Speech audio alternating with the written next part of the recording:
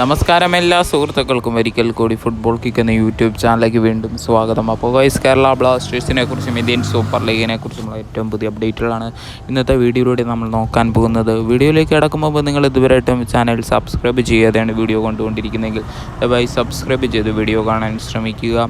Indian super ലീഗിൽ നമുക്കെല്ലാവർക്കും അറിയാം, ഇപ്പോൾ മത്സരങ്ങളെല്ലാം നിർത്തിവെച്ചിരിക്കുകയാണ്. സൂപ്പർ കപ്പ് ഉണ്ടായതുകൊണ്ട് തന്നെയാണ് മത്സരങ്ങൾ ഇപ്പോൾ നിർത്തിവെച്ചിരിക്കുന്നത്. സൂപ്പർ കപ്പിൽ ഇന്ന് സെമി ഫൈനലിൽ നേരിടാൻ പോകുന്നത് ജംഷഡ്പൂർ എഫ്.സിയും ഈസ്റ്റ് ബംഗാൾ എഫ്.സിയുമാണ്. ISLലെ രണ്ട് പ്രമുഖ ടീമാണ് ഈസ്റ്റ് ബംഗാൾ എഫ്.സിയും അതേപോലെ ജംഷഡ്പൂർ എഫ്.സിയും. ഇരു ടീമുകളും ഇന്ന് സെമി ഫൈനലിൽ 7:30-ക്കാണ് മത്സരം നടക്കുന്നത്. മത്സരം തത്സമയം നിങ്ങൾക്ക് ജിയോ സിനിമയിലൂടെ കാണാൻ സാധിക്കുന്നതായിരിക്കും.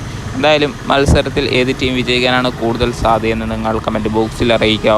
ഓൾറെഡി കേരള ബ്ലാസ്റ്റേഴ്സും ഗോകുലം കേരള എഫ്.സിയും എല്ലാം ഇപ്പോൾ സൂപ്പർ കപ്പിൽ നിന്ന് പുറത്തായിട്ടുണ്ട്. എന്തായാലും വരും ദിവസങ്ങളിൽ തന്നെ നമുക്ക് കണ്ടു തന്നെ ഇരിക്കാം. അതേപോലെ തന്നെ അടുത്തതായിട്ട് പറയാൻ പോകുന്നത്, സൂപ്പർ കപ്പിന് ശേഷം കേരള ബ്ലാസ്റ്റേഴ്സ് വൈകാതെ തന്നെ എന്നാണ് നമുക്കറിയാൻ സാധിച്ചിരിക്കുന്നതും. അങ്ങനെയാണെങ്കിൽ ISLന് തയ്യാറെടുപ്പ് തന്നെയായിരിക്കും കേരള ബ്ലാസ്റ്റേഴ്സ് ഇനി നടത്താൻ പോകുന്നത്.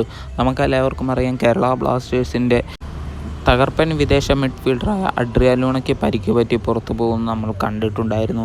താരത്തിന് പകരമായി ക്യാപ്റ്റനും അതേപോലെ തന്നെ ലിത്വാനിയ ടീമിൻ്റെ മികച്ച ക്യാപ്റ്റനായ ഫെഡറിക് എന്ന് പറയുന്ന താരത്തിനെ കേരള ബ്ലാസ്റ്റേഴ്സ് ഏതാനും ദിവസങ്ങൾക്ക് മുമ്പായിരുന്നു സൈൻ ചെയ്ത് ടീമിൽ എത്തിച്ചിരുന്നതും. എന്തായാലും മികച്ച ഫോമിൽ കളിക്കാൻ പറ്റുന്ന താരം തന്നെയാണ് ഫെഡറിക്. അതുകൊണ്ട് തന്നെ ഈ താരത്തിനെ കേരള ബ്ലാസ്റ്റേഴ്സ് വമ്പൻ തുക മുടക്കി തന്നെയാണ് ടീമിൽ എത്തിച്ചിരിക്കുന്നതും. പക്ഷേ ഇതുവരെയായിട്ടും കേരള ബ്ലാസ്റ്റേഴ്സിൻ്റെ ടീമിനോടൊപ്പം താരം ജോയിൻ ചെയ്തിട്ടില്ല. അതുകൊണ്ട് തന്നെ ആരാധകരുടെ ചോദ്യം എന്ന് താരം കൊച്ചിയിൽ എത്തുമെന്ന് തന്നെയാണ്.